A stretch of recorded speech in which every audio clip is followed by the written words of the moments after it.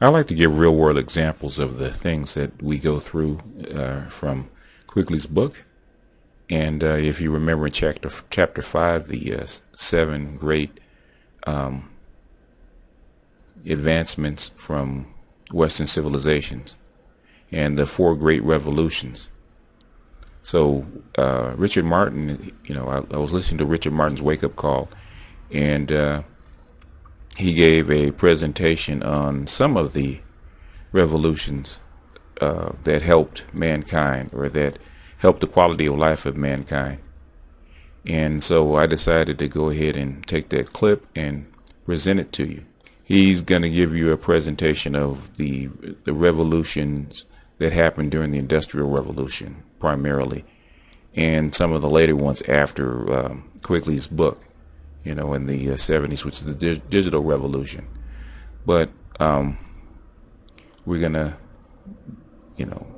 give you this real world example and hope you enjoy it and give something fun, something not as heavy you can just kick back and listen to and enjoy. So we're going to boot up the clip. It's going to be, two parts. So we're going to do this and we're going to get it going. Well, today I want to talk about the work and priceless research of Robert Gordon and expound a bit on my contention a few weeks ago that growth, such as we've known it since the mid-18th century, may very well be a thing of the past. In the same way that debt cannot really be extended forever, as the loathsome Mr. Bernanke is about to find out, I wonder whether the concept of constant growth is really the natural human phenomenon that politicians everywhere like to think. When I spoke about this before, I mentioned the three stages of industrial growth. The first, with its main inventions between 1750 and 1830, created steam engines, cotton spinning, and railroads. The second was the most important, with its three central inventions of electricity, the internal combustion engine, and running water with indoor plumbing, all in the space of just 30 years between 1870 and 1900. Between 1950 and 1970, the benefits of the second stage were still transforming the economy, including air conditioning, home appliances, and in America, the interstate highway system. After 1970, productivity growth slowed markedly, most plausibly because the main ideas of this stage had, by and large, already been implemented. The third stage, the computer and internet revolution, began around 1960 and reached its climax in the dot-com era of the late 1990s. But its main impact on productivity has withered away in the past 8 years. Many of the inventions that replaced tedious and repetitive clerical labor by computers happened a long time ago in the 1970s and 1980s. Invention since 2000 has centered on entertainment and communication devices that are smaller, smarter, and more capable, but do not fundamentally change labor productivity or the standard of living in the way that electric light, motor cars, or indoor plumbing changed it. The benefits of ongoing innovation on the standard of living will continue, albeit at a slower pace than in the past. But future growth will be held back from the potential of innovation by several headwinds, some of which are shared in common with other countries, and others which are uniquely American. Future growth in real GDP per capita will be slower than in any extended period since the late 19th century, and growth in real consumption per capita for the bottom 99% of the income distribution will be even slower than that. The audacious idea that economic growth was a one-time only event has no better illustration than transport speed.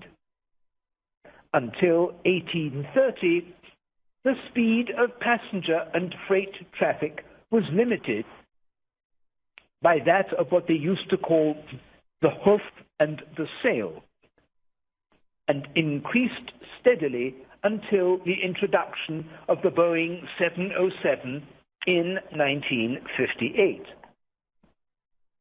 Since then, there has been no change in speed at all. And in fact, airplanes fly slower now than in 1958 because of the need to conserve fuel. Let's look at some other one-time only changes. The transition from animal to machine propulsion that freed the city streets from disease-causing animal waste, from outhouses to indoor plumbing, from housewives carrying buckets of water, coal, and wood into the house, to the modern world of running water and sewer systems, from interior cold and heat to uniform indoor temperatures made possible by central heating and air conditioning, and many more one-time only inventions. This may seem obvious about horses, outhouses, speed, and temperature, but once you accept that, you are drawn into the central idea here. Economic growth may not be a continuous long-run process that lasts forever. The importance of the computer revolution is really characterized by the large number of labor-saving improvements made possible by electronic and diffusion of the Internet in the 1990s. The second stage, within the years 1870 to 1900, created in just a few years the inventions that made the biggest difference to date in the standard of living. The transformations were utterly fantastic, and nothing has rivaled them before or since. Electric light and a workable internal combustion engine were invented in a 3-month period in late 1879. The number of municipal waterworks providing fresh running water to urban homes multiplied tenfold between 1870 and 1900. The telephone, phonograph, and motion pictures were all invented in the late 1880s. The benefits included subsidiary and complementary inventions from elevators, electric machinery, and consumer appliances to the motor car, truck, and airplane, to highways, suburbs, and supermarkets, to sewers to carry the wastewater away.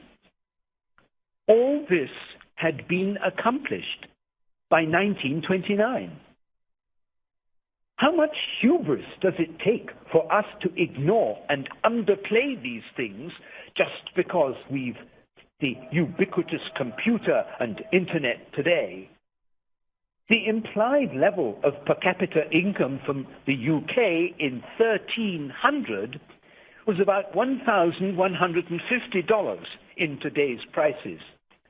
And it took 5 centuries for that level to triple to $3,450 in 1800, and more than a century almost to double to $6,350 in 1906, the transition year from the UK to the US data. After a strangely slow transition to 1929, the pace picked up. It took only 28 years for the level to double from roughly $8,000 to $16,000 between 1929 and 1957, and only 31 years for it to double again from $16,000 to $32,000 in 1988. Even with the steady slowdown in the growth rate after 1988, the forecast level for the year 2100 is $87,000, almost double the actual level reached in 2007. So again, doubling the standard of living took 5 centuries between 1300 and 1800. Doubling accelerated to 1 century between 1800 and 1900. Doubling peaked at a mere 28 years between 1929 and 1957, and 31 years between 1957 and 1988. But then doubling is predicted to slow back to a century again between 2007 and 2100. I do think it's hard to appreciate how much progress was made in the late 19th century. And I'd like to spend the rest of this presentation describing the changes that took place at that time. I think you'll agree that today's technological achievements pale in comparison to the transformations in progress at that time. A lot of progress had been made by 1870. After centuries when every task was carried out by human and animal effort, individual tasks began to be carried out by machine power, both water and steam, initially in the UK. The 1844 invention of the telegraph created by far the biggest increase in the speed of communication in human history. And soon, continents were linked with undersea cables. But most aspects of life in 1870, except for the rich, were dark, dangerous, and involved back-breaking work. There was no electricity in 1870. The insides of dwelling units were not only dark, but also smoky, due to residue and air pollution from candles and oil lamps. The enclosed iron stove had only recently been invented, and much cooking was still done on the open hearth. Only the proximity of the hearth or stove was warm, bedrooms were unheated, and family members carried warm bricks with them to bed.